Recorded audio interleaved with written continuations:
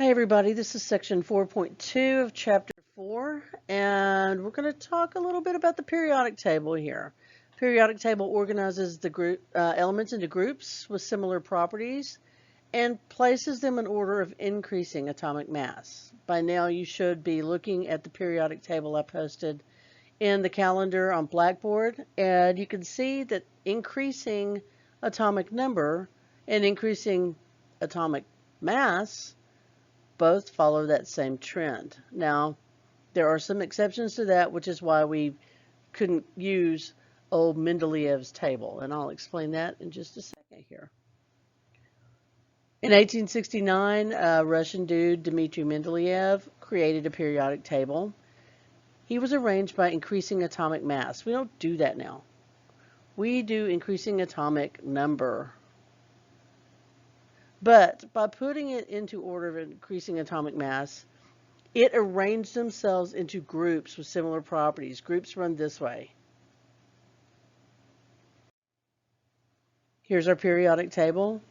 You do need to know the names of group 1, 2, 17, and 18. So it's alkali metals is group 1, alkaline earth metals is group 2, halogens is group 17, and noble gases is group 18.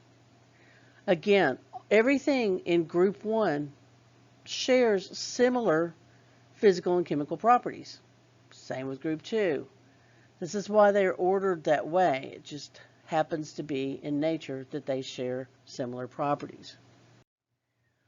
On the periodic table, elements arranged according to similar properties in groups, and periods, which run this way, are counted 1 through 7. There are 7 of them in the periodic table. In period 1, we only have 2 elements. That would be hydrogen and helium. Periods 2 and 3 each contain 8 elements, lithium to neon and sodium to argon, reading left to right. This is group 1, group 2, group 13, 14, 15, 16, 17, and 18. It is not until period 3 that we add more elements than 8 across that period. Group numbers are written as either A's or B's. A's are our representative elements. Again, that's group 1 and 2, and 13 through 18. The ones in the middle, transition metals, are grouped by letter B. These are our A's. These are all A's, and these are all B's. B's have special rules to them, but we're really concerned with the A groups right this moment. So our representative elements come out of group 1, group 2, and groups 13 through 18. Here's what they're called again.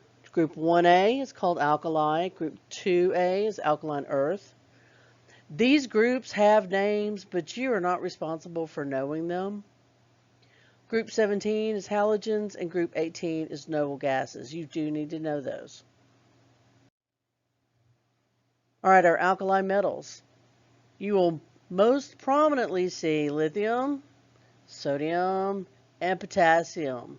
Rubidium gets a little too reactive for us to deal with, but you see it sometimes, and cesium doesn't even exist by itself in nature.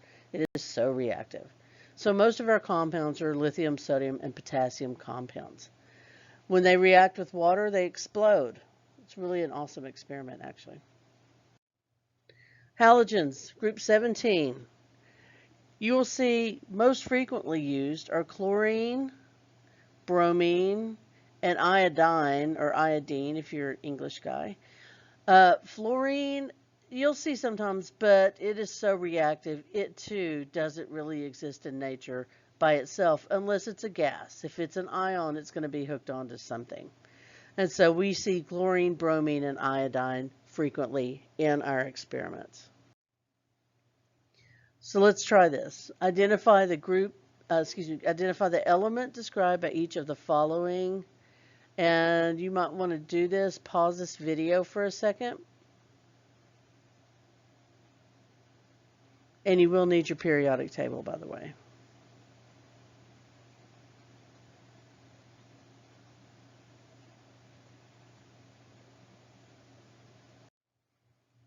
If you picked bromine for number 1, you're correct. Magnesium is number 2.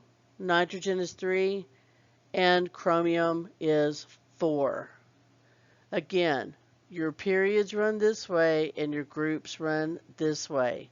You need to be able to identify an element by its period and group number.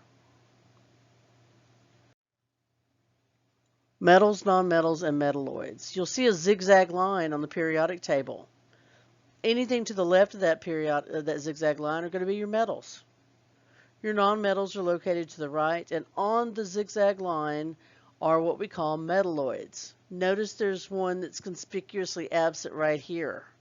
That is because aluminum occupies that spot, and it is a metal, not a metalloid.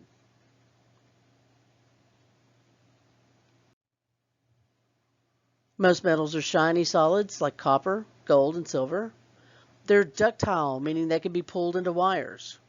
Malleable, they can be hammered into sheets. They conduct electricity well. They melt at much higher temperatures than nonmetals, and they are solids at room temperature except for mercury. Nonmetals are all of our gases, like hydrogen, nitrogen, oxygen, chlorine. Those are gases. Carbon and sulfur are solids, not gases, but they are nonmetals. They're not especially shiny, ductile or malleable. You can't bend them into shape. They're usually going to be kind of brittle. They're poor conductors of heat and electricity, and they have very low melting points and low density. Except for aluminum again, the elements on that zigzag line are metalloids. That's boron, silicon, germanium, arsenic, so on and so forth. Notice that SB does not stand for the word antimony, but it's one of those weird ones that doesn't quite match the letters of the actual element. But they do have properties of metals and properties of nonmetals. They're better conductors than nonmetals, but they're not quite as good as metals, so we call them semiconductors. Semiconductors are used in computers and in your phone because you want some conductivity but not too much. You want those other nonmetal properties. So here's some characteristics of metal, metalloid, and nonmetal.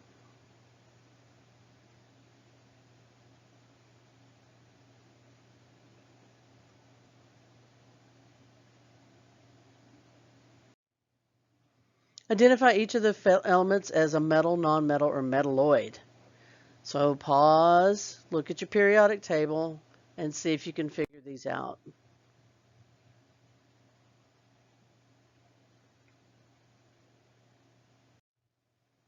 Match the elements to the description. The metals in group 4A. What metals are in group 4A? What nonmetals are in 5A? Remember, we're talking about groups that run this way. And the metalloids in group 4A. Those would be the ones, not aluminum, that are touching the zigzag line. Pause it and we'll check.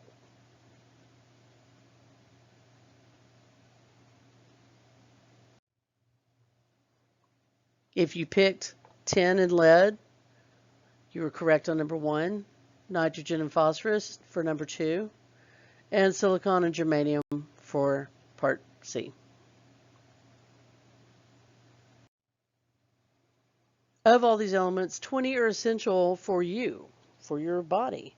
4 elements, oxygen, carbon, hydrogen, and nitrogen, make up 96% of your body by mass. We have macro minerals and micro minerals that are important parts of your metabolism, your nerve endings, your acid-base balance. These form ions in solution, and so they occur in your body usually as ions. Here's kind of a rundown of all of this.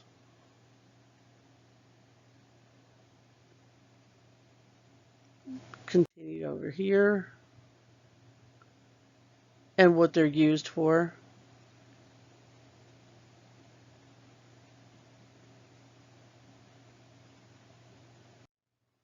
Now we have these micro minerals or trace elements. That means they are in super small amounts.